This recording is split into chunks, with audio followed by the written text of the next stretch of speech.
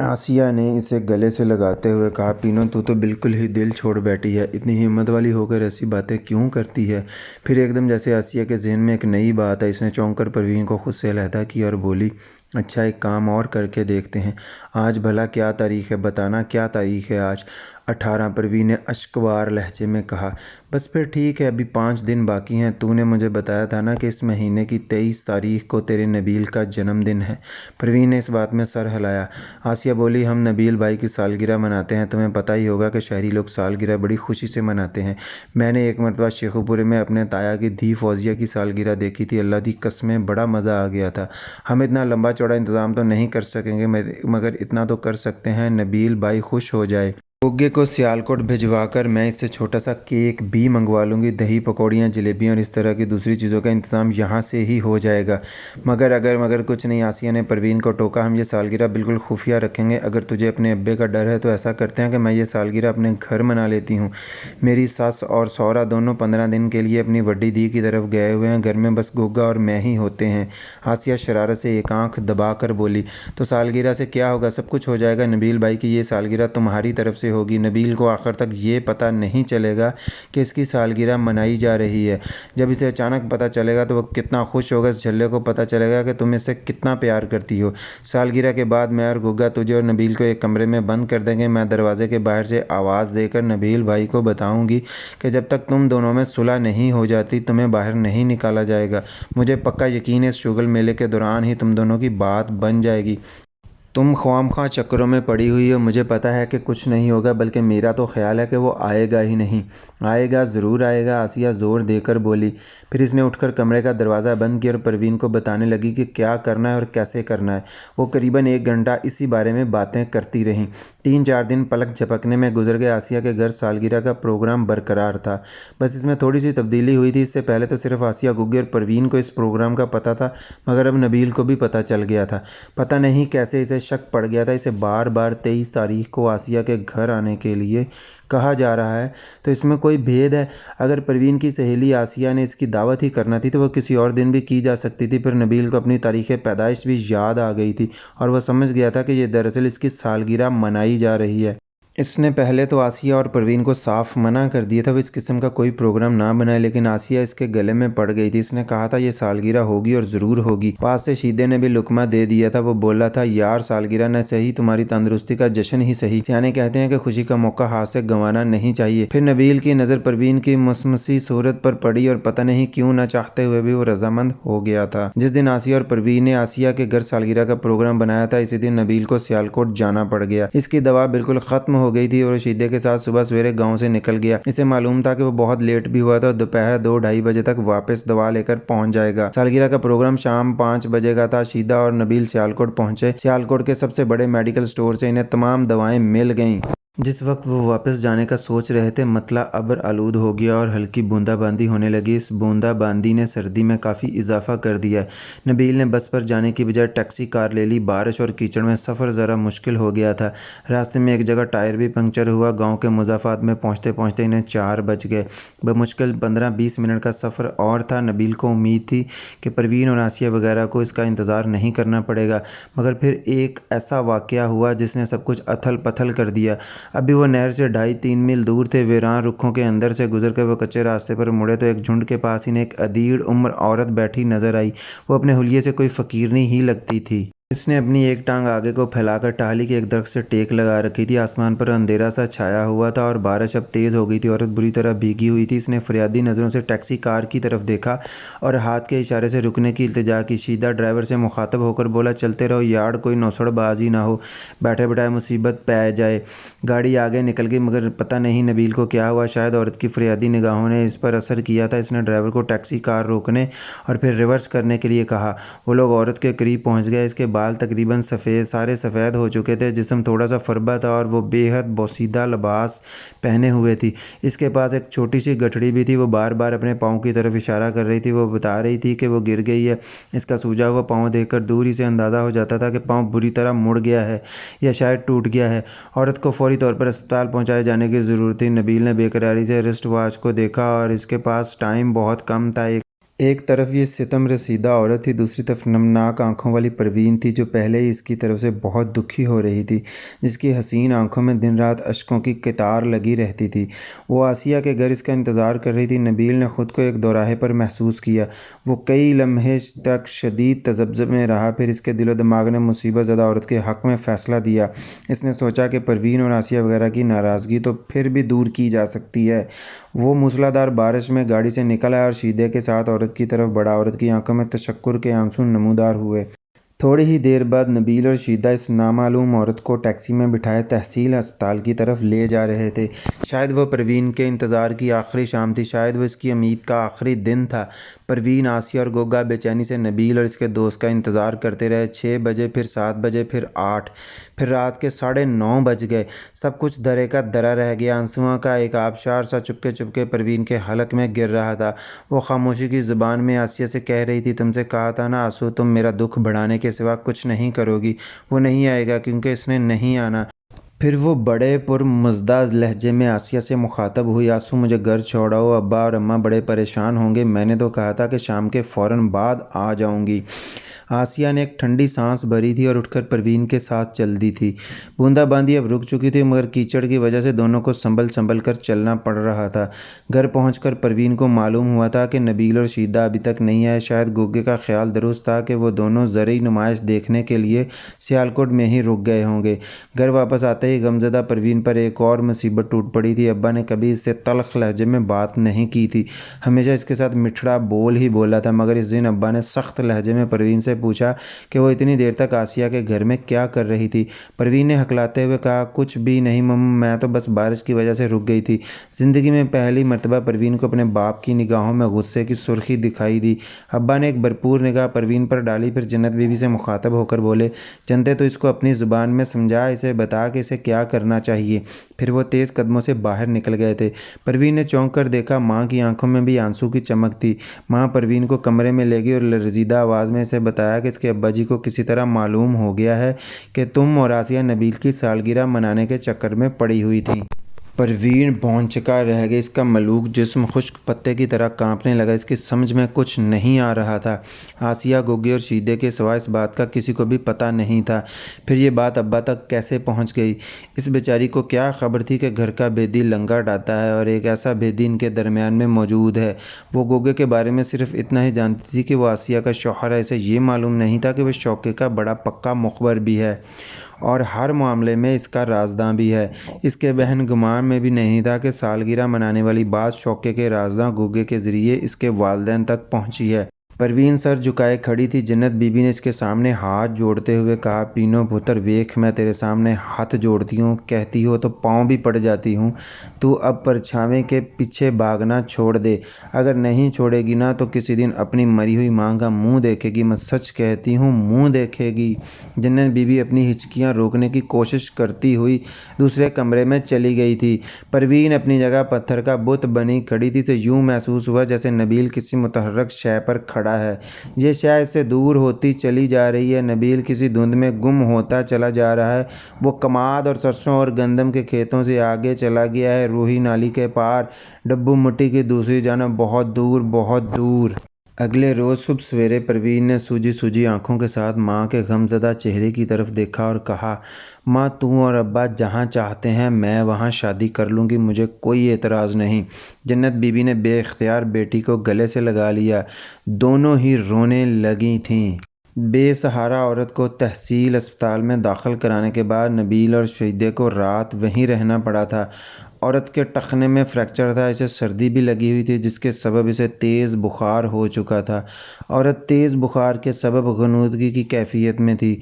नबील और शीदे के बार बार पूछने के बावजूद वो अपना नाम पता बताने से कासर रही थी। अगले रोज़ नबील ने एक ज़िम्मेदार बुज़ुर्ग को नामालूम औरत के इलाज मुआलजे के लिए चंद 100 रुपये दिए थे और शीदे के साथ वापस गांव पहुंच गया था। इसे मालूम था कि परवीन और आसिया वगैरह को कल शाम बेहद मायूसी हुई होगी। परवीन के बारे में नबील को यकीन था कि वो इससे बहुत खफा होगी, मगर जब इसने दोपहर के वक्त घर आकर परवीन को देखा तो उसे तकरीबन नॉर्मल ही नज़र आई। वहाँ कुछ खामोश खामोश थी। फुफ्फो गली में घूमती मुर्गियों को इकट्ठा करने के लिए बाहर निकली तो नबील चुपके से परवीन के पास पहुंचा। वो इस वक्त कमरे में बैठी स्कूल की बच्चियों के पर्चे चेक कर रही थी। मे आई कमेंट टीचर, नबील ने ज़रा अदा से कहा। आए वो आम से अंदाज में बोली, मुझे वाकई बहुत अफसोस है परवीन, कल मैंने तुम्हारा और आसिया का प्रोग्राम ख़राब कर डाला। दरअसल बात ही ऐसी थी, मैं गड़बड़ा कर रह गया था। फिर नबील ने रुक रुक कर सारा वाक़या परवीन के गोश गुजार कर दिया। परवीन बस खामोशी से सुनती रही, इसने कोई सवाल जवाब नहीं किया। बस आखिर में बोली, चलो अच्छा हुआ। इससे पहले कि नबील जवाब में कुछ कहता, पुप्पो जनते मुर्गियों को हाँकती हुई सहन में दाखिल हो गई। परवीन जल्दी से उठ खड़ी हुई, इसने मुर्गियों को ढांपने वाला टोकरा उठाया और मुर्गियों को बंद करने में माँ की मदद करने लगी। नबील इसे देखता रहा और इसके होंठों पर एक बड़ी धीमी सी गैर महसूस मुस्कुराहट दिखाई देती रही। जिस रात इसने अपने पाँव पर एक रेशम जैसा नरम और हुस्न लम्स महसूस किया था, इसको अपने दिल का मौसम बदला सा महसूस होने लगा था। इसे यही लगा था कि वो परवीन किसी कोही नाले जैसे तेज़ और तवाना सेहत से तादीर निगाहें चुरा नहीं सकता, और अगर ऐसा करेगा तो परवीन के साथ साथ अपने साथ भी धोखा करेगा। इन दिनों वो बार बार गौर कर रहा था कि क्या वो खुलकर परवीन के सामने अपनी मोहब्बत का इजहार कर डाले। अब जब वो अकेला होता था, इसकी निगाहों के सामने अपने बच्चे की छवि आती थी तो इसके साथ साथ परवीन की छवि भी आ जाती थी। वो तसव्वुर की निगाह से अपने बच्चे और परवीन को एक साथ देखने लगता था। इसे महसूस होता था कि इसका बच्चा इंग्लैंड में नहीं, यहीं सूंधी सूंधी खुशबू वाले गाँव में है। वो बच्चा परवीन की गोद में है। परवीन इस बच्चे को उठाए खेतों की पगडंडियों पर चली जा रही है। इसके लंबे बाल हवा में लहरा रहे हैं। इसके चेहरे पर बच्चे के लिए मोहब्बत की बारिश सी हो रही है। पिछले चंद दिनों में नबील के तसव्वुर ने यह मंज़र कई बार देखा था। इसे मालूम नहीं था कि यह मंज़र तसव्वुर से हकीकत तक का सफ़र करने से पहले ही नापैद हो चुका है।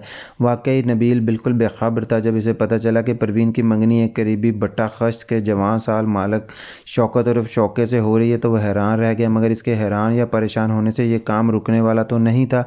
नबील को ज़्यादा दुख इस बात का था कि पुप्पो और पुप्पा ने इस मंगनी से पहले नबील से इस मौजू पर बात तक नहीं की, और कुछ नहीं तो वो परवीन का मामू ज़ात तो था और पिछले कई माह इस घर में मुकीम था। कम अज़ कम इतना हक तो इसका था कि रस्मी अंदाज में इसकी राय पूछ ली जाती या मंगनी से पेशतर रस्मन इसे बता दिया जाता।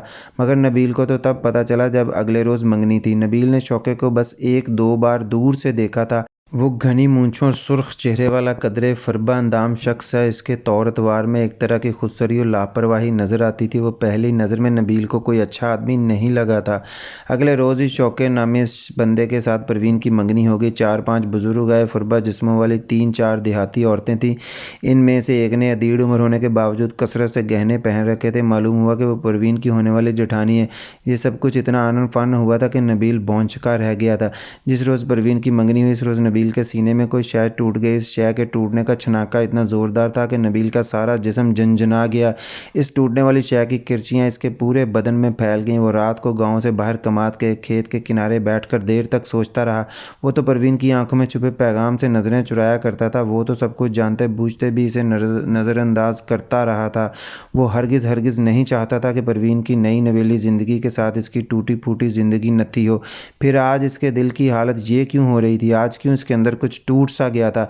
अचानक इसे अपने ख्यालों से चौंकना पड़ा। किसी ने बड़े आराम से इसके कंधे पर हाथ रख दिया था। इसने तेज़ी से मुड़कर देखा। सामने शीदा खड़ा था। सर्दी से बचने के लिए इसने खेस की बुक्कल मार रखी थी। यार तुम अकेले यहाँ बैठे हो, मैं साढ़े पिंड में तुम्हें ढूंढता फिर रहा हूँ। बस यूं ही हवा खाने आ गया था। हवा खाने आ गए थे या गम खाने? क्या मतलब? मैं सब जानता हूँ मेरे यार, तेरा कुछ भी मुझसे छुपा हुआ नहीं है। मुझे पता है आज तेरा दिल इसी तरह अड़ो रहा है जिस तरह गन्ना बेलने में जाने के बाद अड़ोता है। मगर तुझसे भी तो बेवकूफ़ी हुई है। मैं तुझसे कितना कहता रहा हूँ कि अपने आप से झूठ मत बोल। परवीन तुझे पसंद करती है और तू इसको करता है, मगर तुझ पर तो कुछ असर ही नहीं हुआ था। ये दिल के मामले अजीब होते हैं शीदे, दिल तो कभी कभी अपने आप से भी झूठ बोलता है। बहरहाल जो होना था हो गया। नबील ने ठंडी सांस भरकर कहा। बस तेरे जैसे फिर यही कहते हैं कि जो होना था हो गया, शीदे ने इसके करीब ठंडी घास पर बैठते हुए कहा। नबील बोला, चल शीदे अब वापस चलें। कहाँ? घर नहीं, वापस इंग्लैंड। अब तो यहाँ दिल नहीं लगेगा। एकदम सब कुछ पराया पराया सा हो गया है। यानी तू मानता है ना कि पिंड की असल खूबसूरती बस इसकी वजह से ही थी? शायद तू ठीक कहता है। यहाँ बैठकर यही सोच रहा हूँ। ये देख, वही खेत है, वही पगडंडी है, वही बूटे हैं, वही नहर किनारे चांदी में चमकते हुए रुख भी वही हैं। लेकिन इन सब की खूबसूरती को ग्रहण लग गया है। लगता है कि इनके अंदर से कोई शय कम हो गई है। चल शीदे, अब यहाँ से चले चलें, नहीं तो दम घुटने लगेगा। पर इतनी जल्दी भी कैसे जा सकते हैं? पहले टिकट कन्फर्म करानी पड़ेगी। ऊपर से तुझे पता ही है कि धुंध की वजह से सारी परवाज़ें आगे पीछे हुई हुई हैं। रास्ते भी बड़े ख़राब हैं। कल दीनू नाई और सदीक सिलाई वाली मशीन लेने सियालकोट गए थे। आधे रास्ते से ही वापस आ गए। बताने लगे कि नाले की वजह से आगे रास्ता बंद है। बस यार, अब तो लगता है कि यहाँ जितने दिन भी गुजरेंगे सूली पर ही गुजरेंगे। यार ऐसी बातें क्यों करता है? इस गांव ने तुझे नई हयाती दी है, तेरे मुर्दा पिंडे में जान डाली है। परवीन और इसके घर वालों ने जितनी हमारी खिदमत की है, भला कौन करता है? ओए पागल खाने, इसलिए तो कहता हूँ कि हंसते हंसते यहाँ से चले जाएं, अच्छी अच्छी यादें लेकर, अच्छी अच्छी बातें सुनकर। ये ना हो कि जो नई रुत आने वाली है इसमें सारे फल सारे पत्ते झड़ जाएं। नई रुत? ये क्या शायरों में शायरों वाली बातें कर रहा है? तुझे पता है मंगनी के बाद परवीन की शादी भी बड़ी जल्द होने वाली है। समझो कि सारे महीने डेढ़ की बात है। नबील ने बुझे लहजे में कहा। वाकई? शीदा हैरान होकर बोला। जवाब में नबील ने इस बात में सर हिलाया। शीदे ने कमाद का एक लंबा पत्ता तोड़कर इसे दरमियान में से चीरना शुरू किया और पुरसोच लहजे में बोला, मुझे लगता है यार के शौका अच्छा बंदा नहीं है। ये सिर्फ परवीन से शादी करने के लिए ही मिठा बना हुआ है। वो चाहता है कि ये काम जितना छेती छेती हो जाए इतना ही अच्छा है। मेरा तो ये भी ख्याल है कि हो सकता है कि वह सालगिरह मनाने वाली गल का पता भी परवीन के अब्बा जी को शौके की वजह से ही चला हो। नबील ने कोई जवाब नहीं दिया, बस सर झुकाया और खाल के पानी में चांद का टूटा फूटा अक्स देखने की कोशिश करता रहा। अचानक शीदे की आंखों में चमक सी नमूदार हुई। यूं लगता था कि इसके जहन में कोई ख्याल आया है। ये तीसरे चौथे रोज़ की बात है। परवीन स्कूल में थी। स्कूल में बच्चियों की तादाद अब काफ़ी ज़्यादा हो गई थी। परवीन को काफ़ी मेहनत करनी पड़ रही थी। छुट्टी के वक्त तक वो थक कर चूर हो जाती थी। इस वक्त भी वह स्कूल के हाथे में बकाइन के नीचे कुर्सी डाले बैठी थी और एक पाँव कुर्सी के ऊपर रखकर अपने पाँव की उंगलियों को खुद ही दबा रही थी। मासी बरकते, जो चौकीदार के फ़राइज़ भी अंजाम देती थी, अंदर आई। इसने बताया कि कोई मिलने आया है। पहले तो परवीन के जहन में यही ख्याल आया कि शौका होगा, अक्सर वही यहाँ का दौरा किया करता था। मगर फिर फ़ौरन ही परवीन को अपना ख्याल बदलना पड़ा। शौके को तो मासी बरकते अच्छी तरह जानती थी।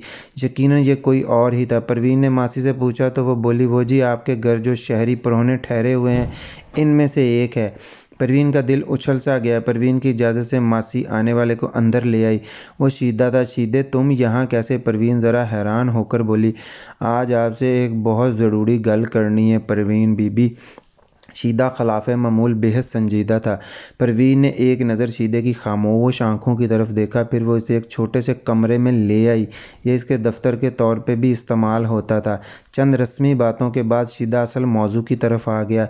इसने अपनी बात इन अल्फाज से शुरू की, परवीन बीबी, मुझे आपके ज़ाती मामलों में दखल देने का कोई हक़ तो नहीं, मगर नबील का गहरा दोस्त होने की वजह से मैं आपसे एक बात करना चाहता हूँ।